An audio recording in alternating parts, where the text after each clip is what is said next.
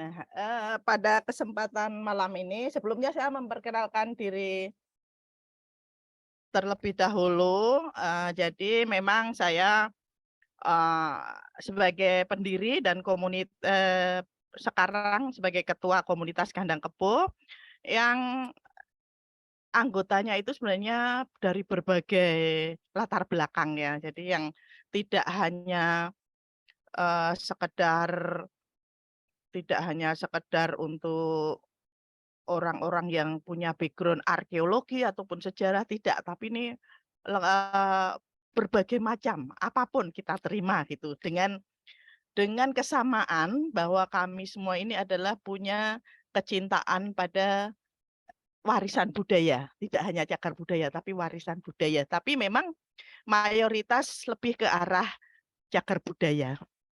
Nah, Mbak Mimi tadi menyebutkan bahwa kami pernah menerima hibah, tapi sebelum menjadi Indonesiana ya, masih fasilitasi kebudayaan FBK, fasilitasi bidang kebudayaan, itu tahun 2019, yang waktu itu kita gunakan untuk mendapatkan dana sekitar 100 juta yang kita gunakan untuk kegiatan workshop penulisan sejarah, kemudian pameran-pameran kegiatan kita, lalu juga ada penulisan buku. Jadi kita berhasil menerbitkan buku ber-ISBN dari para peserta workshop dan juga satu lagi apa ya, ada empat kegiatan. Yang satu itu belusukan, itu sebagai ciri khas komunitas kami ya. Ciri khas komunitas kami itu adalah melakukan belusukan ke situs-situs. Nah, itu yang salah satu yang pernah kita dapatkan di situ. Nah, lalu sama dengan Mbak Nia tadi, saya sebenarnya agak malu juga sih diminta Mbak Mimi untuk jadi narasumber di sini, mengingat saya itu sebenarnya terus terang saja saya tidak punya background epigrafi sama sekali, tapi memang pada masa kuliah juga dapat sih mata kuliah itu dengan nilai yang tidak jelek juga, tapi karena sesudah lulus saya terjunnya di dunia pariwisata sehingga eee, ilmu yang saya dapatkan itu tidak saya latih gitu, tidak saya latih sehingga ya lama-lama, terlupa, agak lupa gitu untuk huruf maupun dulu pernah bisa, tapi ya sekarang udah lupa sama sekali.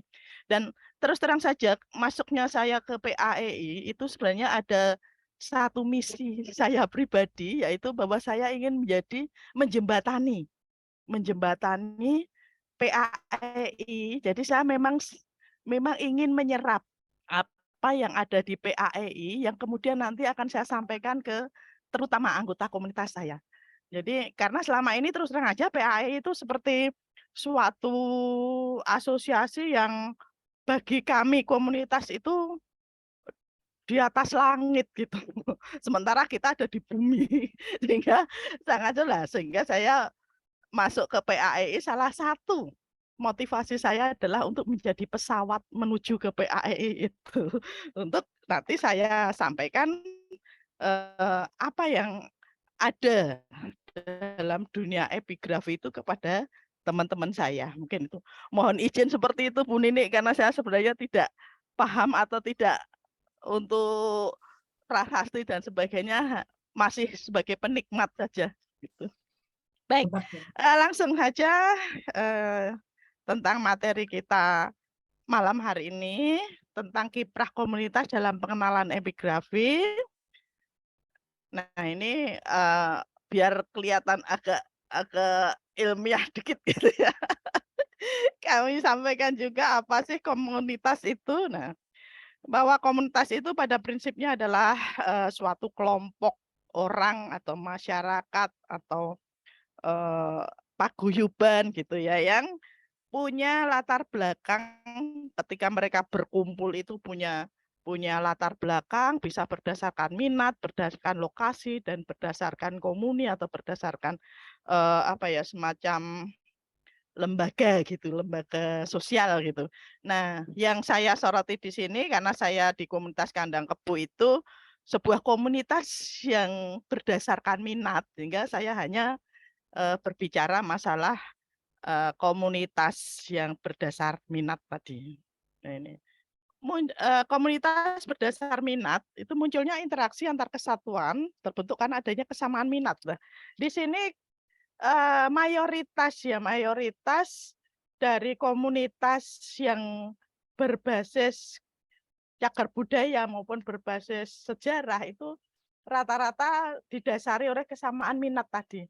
Kesamaan minat, mereka mencintai warisan budaya, terutama cagar budaya, dan istilah-istilah di komunitas itu mungkin berbeda dengan kita ya. Kalau kita mungkin lebih kepada ingin mempelajari tentang latar belakangnya dan sebagainya, tapi kalau komunitas sebagian itu lebih untuk apa ya istilahnya bagi mereka itu untuk menjaga warisan leluhur. Nah, itu yang mungkin sedikit membedakan meskipun esensinya sama ya. Kalau kita sebenarnya juga sama, cuma istilahnya mungkin berbeda ya. Kalau teman-teman itu lebih ke itu untuk supaya tahu, supaya bisa menjaga, mencintai warisan leluhur karena mereka merasa punya tugas untuk itu. Nah, seperti itu. Nah, biasanya komunitas yang terbentuk karena minat ini memiliki jumlah anggota yang sangat besar. Kalau hingga bisa bertambah dan terus bertambah. Kalau apalagi sekarang ada media sosial ya, terutama Facebook ya, yang rata-rata kemudian komunitas itu membuat sebuah grup Facebook itu anggota bisa ratusan ribu, puluhan ribu gitu ya. Kalau untuk kandang kebo sih baru berkisar sekitar 16 ribuan untuk. Nah, istimewanya dari komunitas itu rata-rata anggota komunitas satu dengan komunitas lain itu saling kenal dan saling bersinergi, biasanya seperti itu. Nah, secara umum mungkin Bapak Ibu di sini juga agar sedikit bisa mengenal ya seperti apa sih komunitas pecinta cagar budaya dan sejarah. Di Indonesia ini terdapat sebenarnya lebih dari 100 komunitas yang memiliki minat di cagar budaya dan sejarah. Meskipun beberapa komunitas itu mungkin aktifnya tidak secara konsisten ya, kadang aktif, kadang tidak seperti itu. Tapi secara umum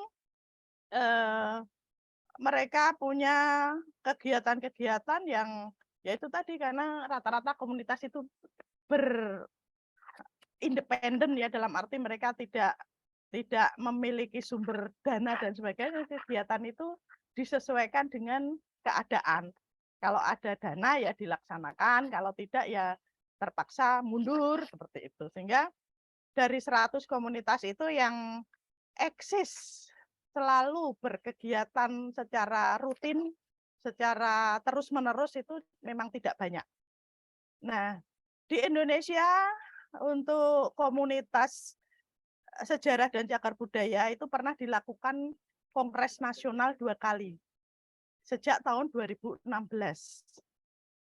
Nah, kongres pertama komunitas sejarah dan pecinta cagar budaya dilaksanakan bersamaan dengan kegiatan di Borobudur Youth Forum pada 27 sampai 31 Oktober 2016 dengan tema berkolaborasi mencegah lupa, dengan hostnya kala itu adalah komunitas Malam Museum yang ada di Jogja ya, yang base camp-nya di Benteng Vredenburg. Kemudian kongres yang kedua itu dilaksanakan di Kediri, tepatnya di Padepokan Batara Guru, Desa Bringin, Kecamatan Badas, Kabupaten Kediri. Kongres digelar pada 26 sampai 28 Oktober dan dihadiri oleh 84 komunitas, perwakilan komunitas se-Indonesia. Kebetulan Kandang Kebo juga hadir berapa ya kemarin 5 orang untuk ke sana. Nah, kemudian sebenarnya dari hasil kongres, salah satu hasil kongres kedua tadi, ada kesepakatan bahwa Kongres Nasional Komunitas ketiga itu akan digelar pada Oktober 2020. Sebenarnya juga pada saat itu rencana pada tahun 2020 itu akan dicanangkan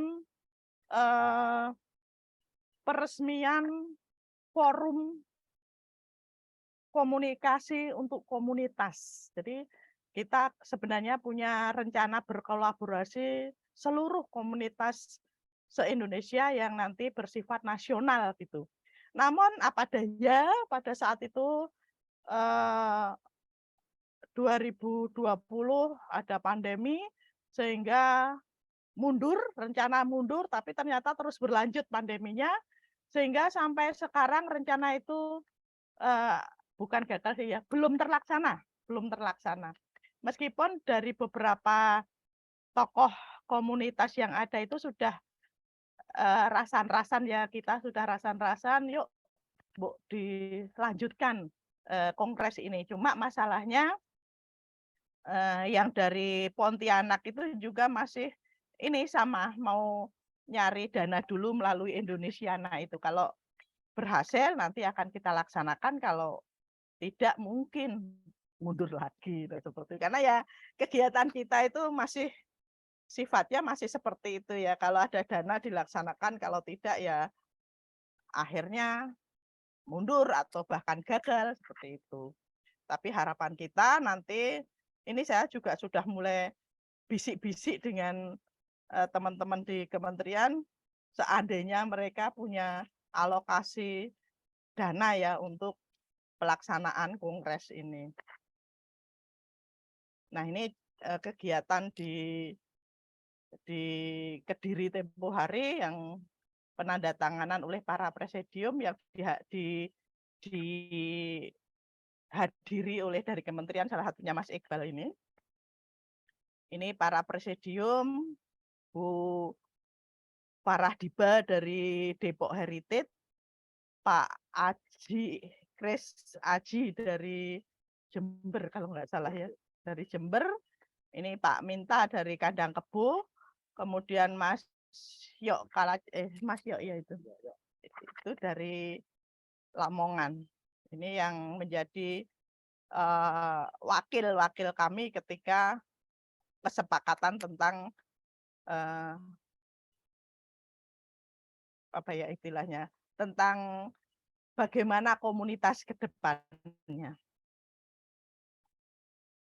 Nah, berkaitan dengan pengenalan epigrafi, sebenarnya sudah banyak komunitas yang secara rutin mengadakan kegiatan pengenalan epigrafi, paling tidak sejak 10 tahun yang lalu.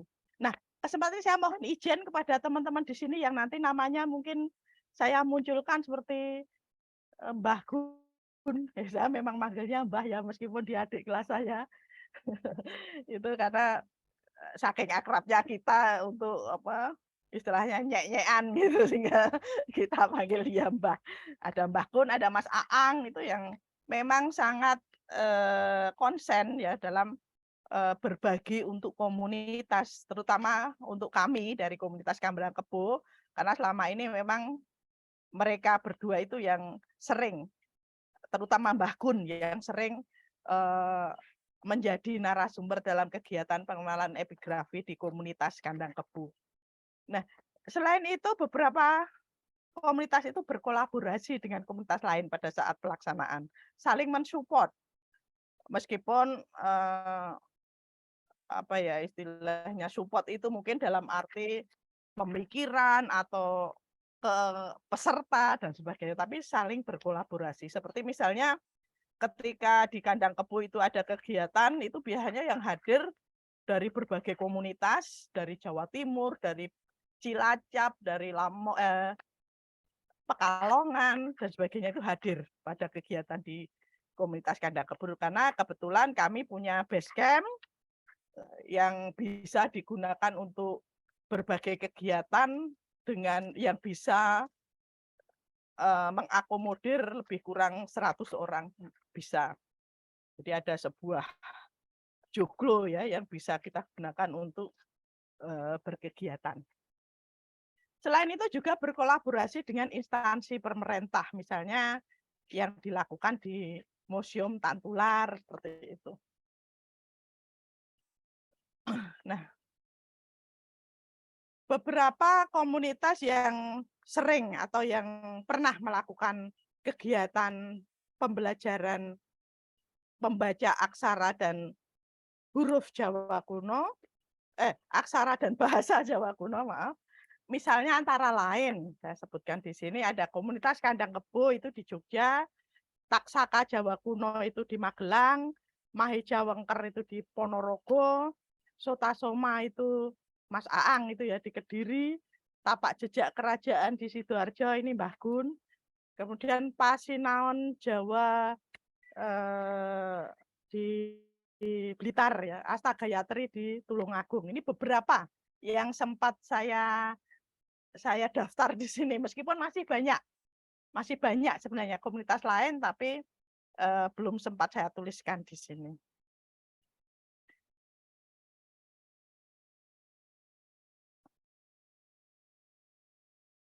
Nah, kemudian alasan ya, kenapa kita dari komunitas itu akhirnya juga katakanlah ikut-ikutan ya dalam hal ini untuk pelaksanaan kegiatan belajar bahasa Jawa kuno sebagai salah satu awal dari belajar prahasti. Itu karena begini, banyak orang di luar akademis dalam arti yang di luar orang yang kuliah arkeologi terutama ya, yang tertarik bisa membaca prahasti untuk mengetahui alur sejarah dan itu perlu wadah agar lebih terarah. Nah, ini salah satu alasan kenapa kami dari komunitas mengadakan berbagai pelatihan itu. Kemudian tadi ya bahwa mereka tertarik membaca prahasti itu tadi lebih untuk mengetahui apa sih yang disampaikan oleh para leluhur. Nah, seperti itu paling banyak alasannya mereka ingin belajar itu. Kemudian yang kedua, masyarakat punya hak mengetahui warisan budayanya. Ya, bagi kami bahwa apapun itu semua punya hak yang sama untuk mempelajari maupun untuk mengetahui, meskipun perlu ada tentunya ya pendampingan dari pihak-pihak yang lebih ahli di bidangnya. Nah, ini saya kasih catatan, maaf kalau saya kurang update ya. Dari lembaga akademis selama ini sangat jarang membuka akses belajar membaca prahasti untuk masyarakat umum. Jadi maksud saya begini, memang banyak lembaga-lembaga akademis maupun lembaga-lembaga pemerintah itu yang menawari kepada kami untuk bekerja sama dalam berbagai kegiatan seperti Mbak Nia tadi. Tapi selama ini memang saya belum jarang ya, sangat jarang melihat inisiatif kegiatan itu datang dari lembaga akademis. Misalnya contohnya, maaf ya Mbak Mimi ya, dari jurusan arkeologi UGM membuka pelatihan membaca Jawa kuno untuk masyarakat umum. Itu kan masih sangat jarang. Bukan berarti tidak ada, tapi masih jarang. Karena ini dari pandangan kami ya, sehingga tadi saya di awal menyebut bahwa beberapa termasuk PAEI, kemudian dari akademis itu seperti ada di awang-awang bagi kami para komunitas. Kita takut untuk mengakses, meskipun kalau saya sih biasa ya, karena kebetulan saya mahasiswanya Mbak Nia, atau saya lebih akrab manggilnya Mbak Anya sih. Kemudian dengan Mbak Mimi juga sudah kenal lama, sehingga kalau saya pribadi tidak menjadi masalah. Tapi bagi teman-teman saya yang berlatar belakang sama sekali asing dengan dunia arkeologi itu untuk mengakses itu sangat apa ya istilahnya, kalau tidak diajak dulu atau tidak itu mereka akan sangat berpikir panjang untuk mengajukan diri, seperti itu intinya, seperti itu. Kemudian semakin terbukanya pemerintah dalam mengakomodir kegiatan komunitas. Nah, ini kita rasakan memang akhir-akhir ini pemerintah itu cukup terbuka bagi komunitas dengan salah satunya tadi ya, dengan program Indonesiana yang itu bisa kita akses mendapatkan dana untuk kegiatan. Kemudian banyak anggota komunitas yang memiliki latar belakang ilmu epigrafi yang bersedia membagi ilmunya. Ini sangat penting banget ya, seperti Mbah Gun, kemudian Mas Aang, kemudian yang saya tahu itu yang sering di tempat saya itu yang mereka bersedia membagi ilmunya kepada masyarakat, dan yang penting adalah mereka tidak perlu kita memberi honor. Terus terang aja kita kan nggak punya dana ya untuk kegiatan-kegiatan di komunitas, sehingga meskipun seperti saya contohkan Pak Gunawan itu tinggalnya di Magelang, kadang di Surabaya, pada saat kita undang untuk menjadi narasumber di Kandang Kebo tanpa digaji loh ya ini ya, tanpa dihonori loh. Itu dia akan datang di Jogja di Kandang Kebo seperti itu. Ini apresiasi yang sangat tinggi bagi teman-teman saya yang sudah merelakan waktu, ilmu, dan semuanya untuk membantu kami komunitas yang tentu saja ya ini karena the power of kekancan kalau istilah saya. Nah, seperti itu. Nah, ini tantangan dari kami yang selama ini kita rasakan. Ini mungkin lebih banyak kecurhat saya ya kayaknya. Tapi ya seperti inilah kenyataannya, bahwa tantangan kami komunitas itu adalah pandangan miring dari kalangan akademis yang meragukan kevalitan materi pembelajaran dan kemampuan pemateri yang berasal dari komunitas. Padahal kalau kita lihat beberapa teman-teman komunitas itu yang tidak berlatar belakang keilmuan seperti kita, itu mereka belajar secara otodidak itu dalam membaca Jawa kuno, berbahasa Jawa kuno itu lancar ya, sangat lancar, sangat bagus gitu. Nah, tapi ini menjadi semacam apa ya? Karena mereka tidak berlatar belakang keilmuan, baik itu arkeologi maupun sejarah misalnya, itu sehingga kadang kurang mendapat apresiasi. Kemudian salah satu tantangan juga adalah kekhawatiran dari kalangan ahli epigrafi mengenai tafsir prahasti yang dilakukan kalangan komunitas bisa mengaburkan sejarah. Ini memang menjadi salah satu tantangan ya. Bagaimana kita, bagi kami komunitas itu bagaimana ya caranya agar apa yang kita lakukan itu bisa diterima oleh semua kalangan. Memang kita akui mungkin saja terjadi salah tafsir prahasti yang dilakukan oleh orang awam. Tapi menurut saya disinilah sebenarnya kita dari PAEI itu bisa berperan mendampingi dari para pembaca prahasti yang berasal dari masyarakat awam atau dari komunitas tadi, agar tidak terjadi salah tafsir tentang prasasti yang mereka baca.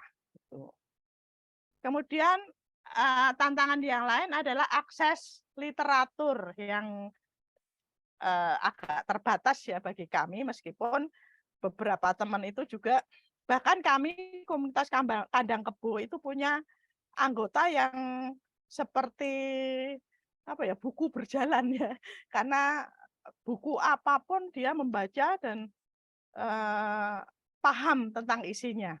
Itu yang salah satu saya sebut keistimewaan komunitas Kandang Kebo itu, salah satunya adalah anggota kami itu hampir 75% lah itu senang membaca. Tuh, jadi ketika kita melakukan sebuah pernyataan atau sebuah, karena kita masih lebih ke media sosial ya, ketika membuat sebuah tulisan itu pasti akan didasari oleh data, tidak sekedar gotak-gatuk, tidak sekedar apa ya, asal, tapi kita selalu menjadikan literasi atau literatur itu sebagai dasar ketika akan menayangkan sebuah tulisan. Nah, kemudian ketersediaan dana yang terbatas, karena kita semua ini berkegiatan itu dengan dana mandiri, sehingga untuk sebenarnya ada juga sih tawaran kerjasama dan sebagainya, tapi lebih biasanya tawaran itu berupa boleh nanti di tempat kami di sini gitu. Padahal kita sudah punya tempat. Nah, itu yang kadang dan teman-teman karena anggotanya apa yang ingin hadir biasanya banyak dan ingin berada di base camp sehingga ya dengan terpaksa kadang kami menolak untuk bekerja sama jika bentuk kerjasamanya tentang tempat karena kita sudah ada gitu. Kemudian kurangnya kemampuan menulis ilmiah pada para peserta pelatihan tadi. Ya, karena background-nya bermacam-macam dan tidak semua itu dari perguruan tinggi sehingga menulisnya itu ya asal apa yang ada di pikiran tapi dengan catatan berdasar data tadi ya, berdasar literasi tadi, tapi ketika mereka membuat tulisan yang katakanlah yang bisa masuk jurnal itu masih sangat sedikit, sangat kurang kemampuannya. Sehingga untuk istilahnya untuk menyampaikan pemikirannya masih melewati media sosial terutama Facebook. Tapi ya itu menjadi sebuah pembelajaran bersama sih bagi kita. Meskipun kalau saya selalu mengajak rekan-rekan itu, ayo kita buat tulisan di jurnal, nanti bisa kolaborasi dengan orang-orang yang bisa menulis ilmiah, sementara pemikiran dari teman-teman itu sudah saya ajak seperti itu. Dan itu beberapa sudah berlangsung.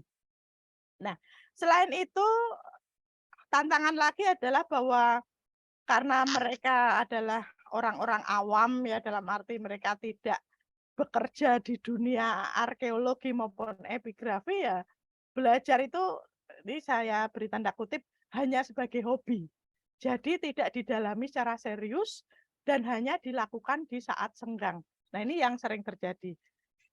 Bahkan saya sempat tertantang betul dengan Pak Gunawan itu. Pernah saya mengadakan kegiatan selama 3 bulan berturut-turut di bulan Januari, Februari, Maret 2022 selama 3 bulan melaksanakan pembelajaran Jawa kuno dengan narasumber Mbah Gun itu.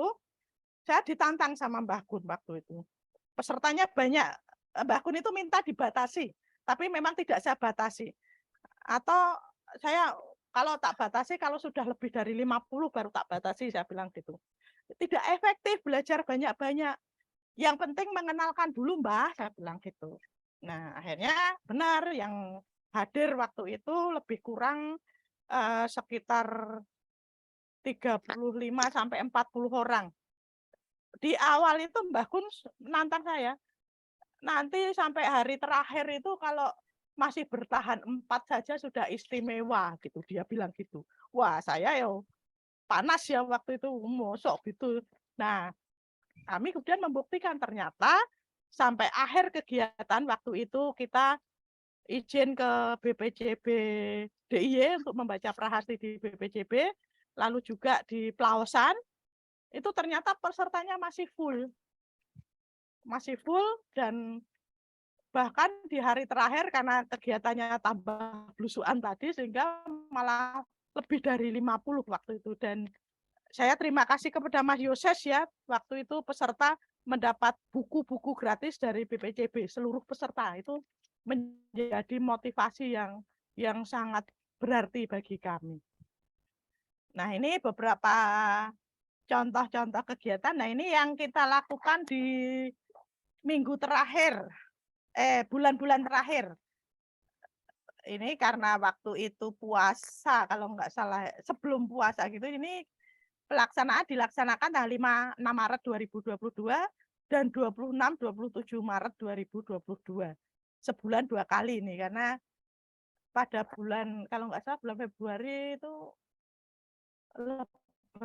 puasa kalau nggak salah. Pokoknya itu alasannya karena menghindari kegiatan di bulan puasa.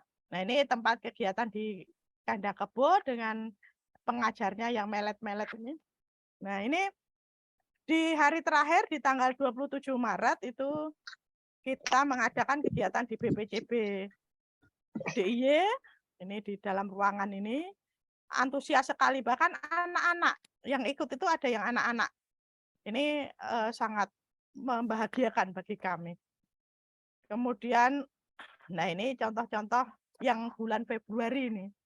Ini di base camp. Nah ini base camp kami seperti ini.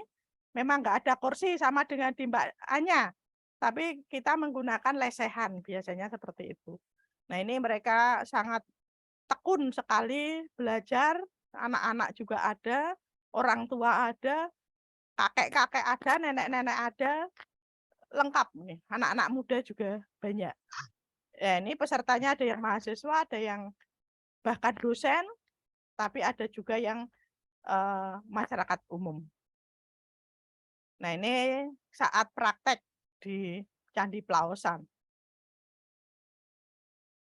Nah ini teman kita dari komunitas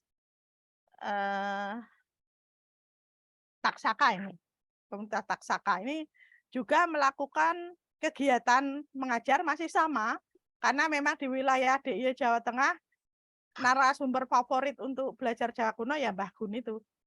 Ini di Magelang. Lalu ini dari Astagayatri, itu juga mengadakan kegiatan membaca bahasa Jawa kuno ini. Ini dengan Mas Aang kalau ini.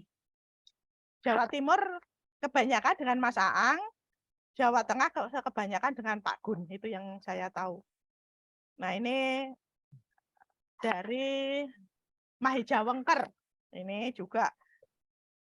Dan hampir semua kegiatan, bahkan semua, tidak hampir, semua kegiatan dilakukan komunitas itu bersifat gratis untuk umum. Ini bahkan ada anggota komunitas dan komunitas itu yang menghasilkan karya-karya yang kemudian dipakai sendiri sebenarnya, seperti bukunya Mbah Gun ini. Kemudian dari Mahijawengker itu menghasilkan buku saku seperti ini, juga tabel-tabel seperti ini. Nah ini tapak jejak kerajaan juga bekerja sama dengan Museum Tantular kalau nggak salah ini. Nah ini juga dari Mahijawengker kalau nggak salah ini juga. Nah salah satu yang juga menjadi kegiatan komunitas itu adalah merawat prahasti. Salah satunya dilakukan oleh teman-teman kita di Kediri. Ini pada saat itu mereka open donasi, jadi kita iuran dari komunitas melalui media sosial waktu itu, mereka mengajak kita untuk bersama-sama mengumpulkan dana untuk memberi atap pada prahasti di Siman. Dan ini sudah dilaksanakan pada tahun sekitar 2020. Jadi dari pihak komunitas di Kediri, mereka mengajak kita bersama-sama, seluruh komunitas itu untuk bersama-sama menyelamatkan prahasti ini dari panas maupun hujan yang tentunya sangat bahaya ya bagi kelestarian dari prahasti tersebut. Nah ini salah satu cara juga pengenalan prahasti, itu salah satunya ini yang paling pojok atas kiri ini kaos yang dibuat oleh komunitas Kandang Kebo yang berisi tentang prahasti Cebongan. Kemudian yang bawah ini dari Kediri kalau nggak salah, kaos-kaos dan topi dengan huruf-huruf Jawa kuno. Ini sebagai sebuah upaya dari kami untuk memasyarakatkan tulisan maupun huruf Jawa kuno maupun prahasti dengan cara seperti ini, salah satunya. Nah, demikian yang bisa saya sampaikan.